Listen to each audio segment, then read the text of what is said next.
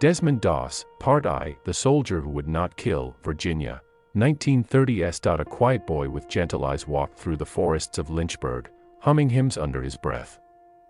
His name was Desmond Doss, thin, polite, soft-spoken. His hands were rough from carpentry work, not from fists. He loved the Bible more than anything. He hated violence, but life carved a strange path for Desmond. One evening, he watched his drunken father threaten his mother with a gun. The moment burned into Desmond's soul. He stepped between them, hands trembling. "Stop, please," he whispered. His father froze, and slowly put the gun down. Desmond never forgot the feeling of fear or mercy. He opened the family Bible that night and read a simple line, "Thou shalt not kill."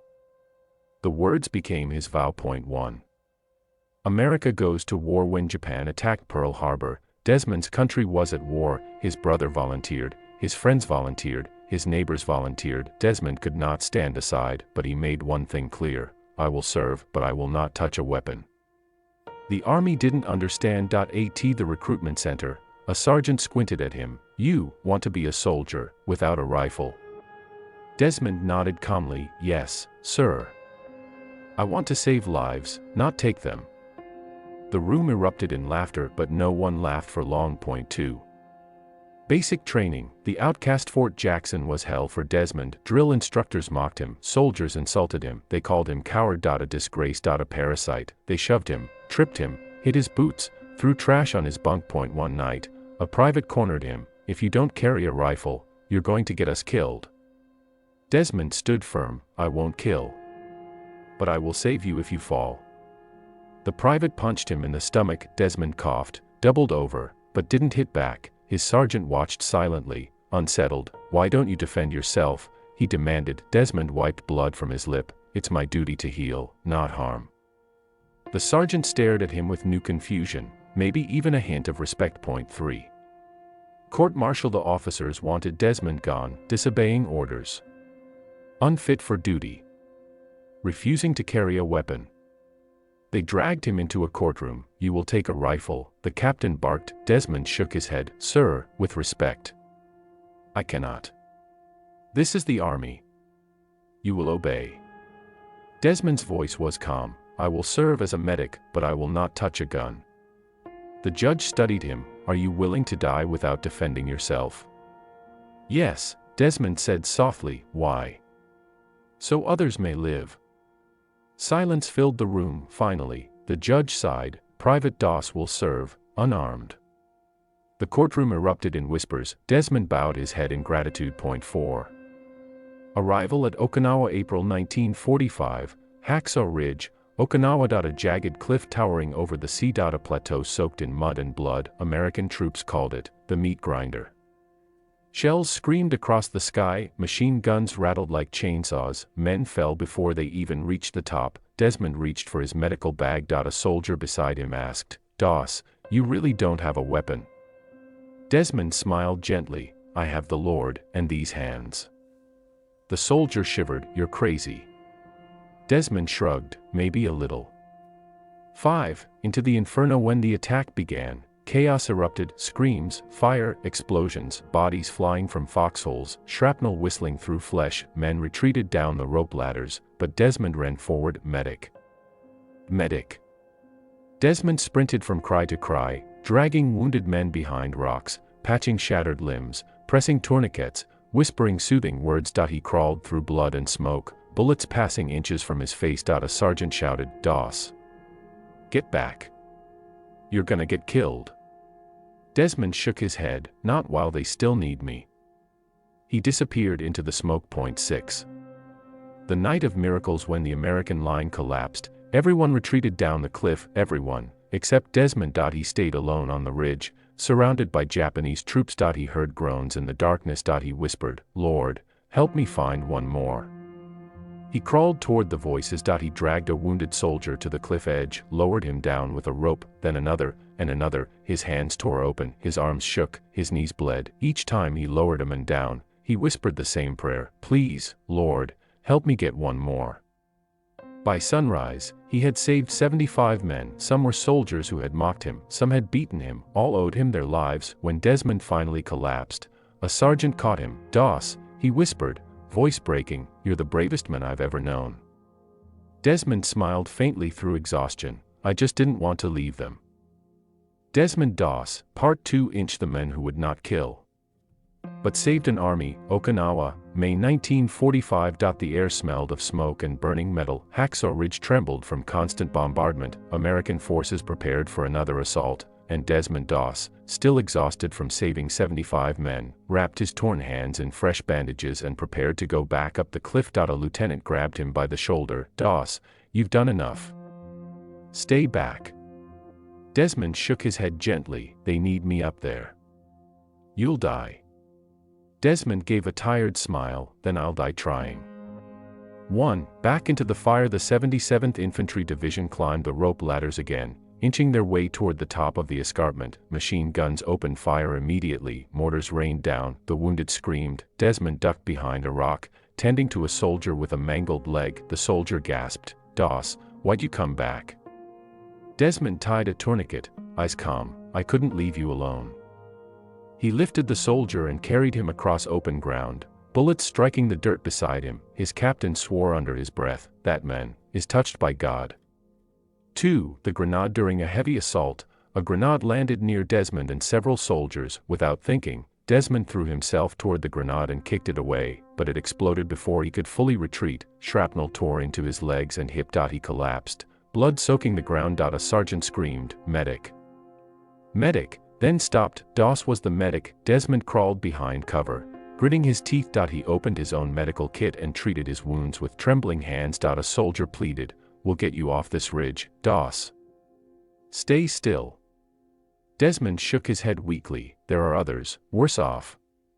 He pointed toward the smoke with a bloody finger. "Help them." Even bleeding, he refused to be the priority. 3. Shot by a sniper. Later that day, a sniper's bullet struck Desmond's left arm, shattering the bone. He fell backward in shock. Soldiers rushed toward him. "Doss is hit. Get him out." Desmond insisted, "No stretcher, use it for another man."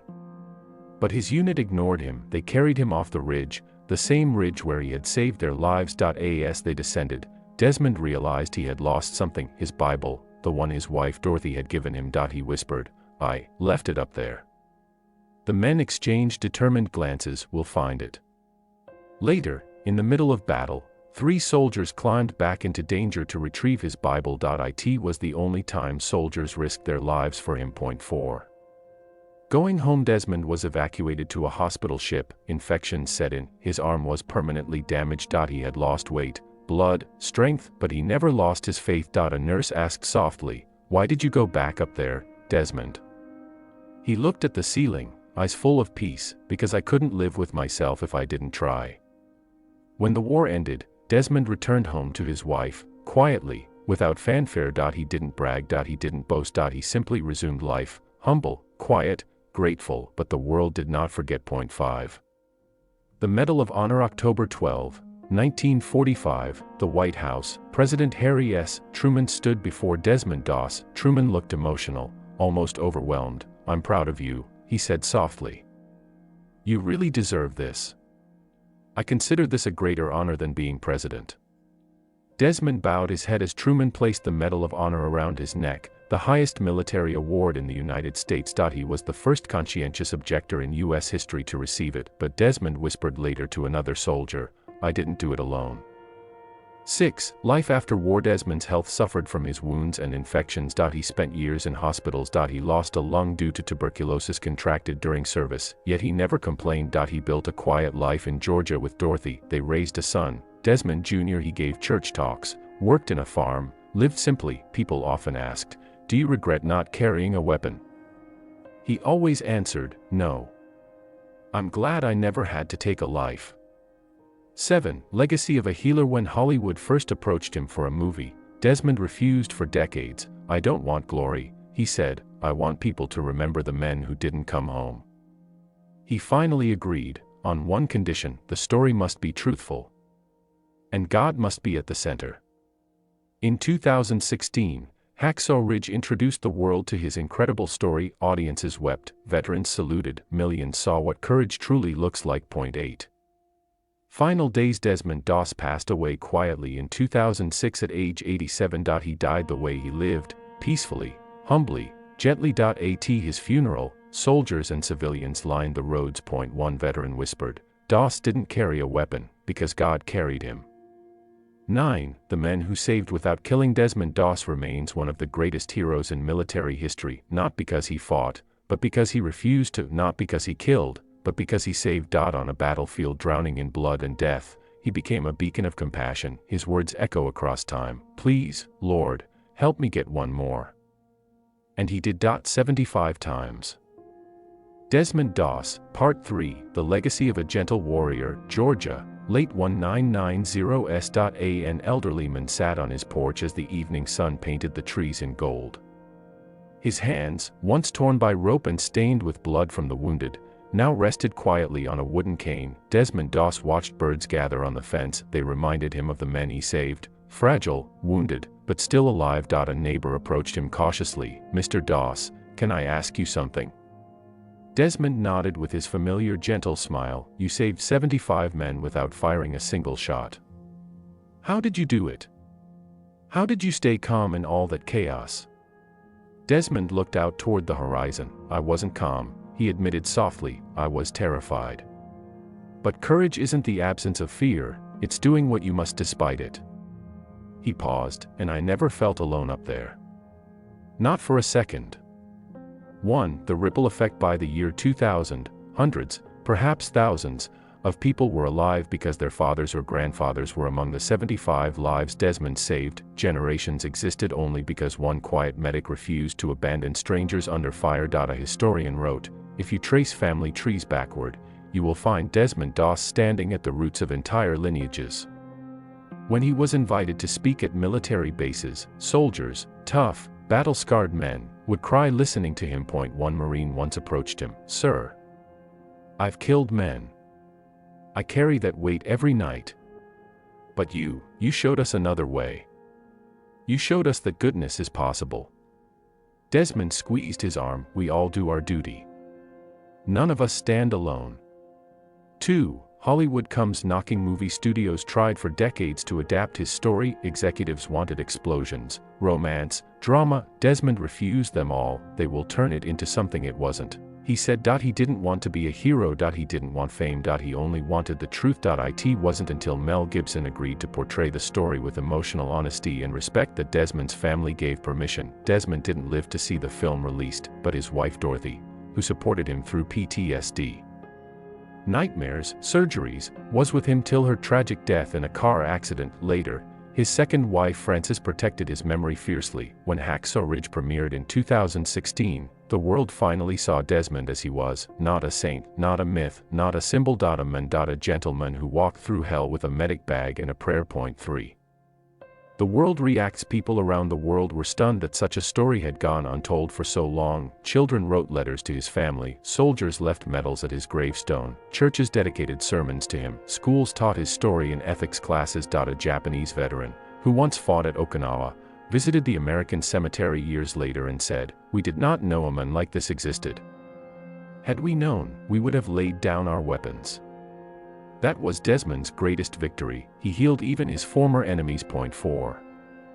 The Quiet Passing. On March 23, 2006, Desmond Doss died peacefully in his sleep. No battlefield. No explosions. No pain, just silence, soft and gentle, like the life he lived. His funeral was attended by soldiers, medics, veterans, pastors, families. He saved strangers inspired by his story. A chaplain said, "Some men fight wars, some end them, but Desmond Doss, he transcended them."